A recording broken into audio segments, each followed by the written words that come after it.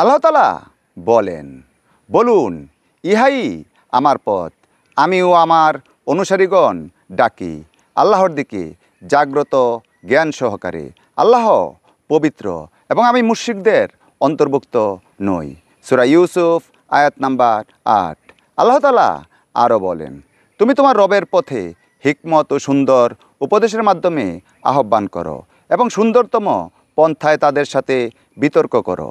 নিশ্চয়ই একমাত্র তোমার রবই জানেন কে তার পথ থেকে ভ্রষ্ট হয়েছে এবং হেদায়েত প্রাপ্তদেরকে খুব তিনি ভালো করেই জানেন। সূরা নহল আয়াত নাম্বার 125। আল্লাহ তাআলা আরও বলেন, আর এভাবেই আমি তোমার উপর আরবি ভাষায় কোরআন নাজিল করেছি, যাতে তুমি মূল জনপদ ও তার আশপাশের অধিবাসীদেরকে সতর্ক করতে পারো, আর যাতে একত্রিত হওয়ার দিন এই ব্যাপারে সতর্ক করতে পারো, যাতে কোনো সন্দেহ নেই। সেদিন একদল থাকবে জান্নাতে, আরেক দল থাকবে জ্বলন্ত আগুনে। সূরা শুআরা আয়াত নাম্বার 9।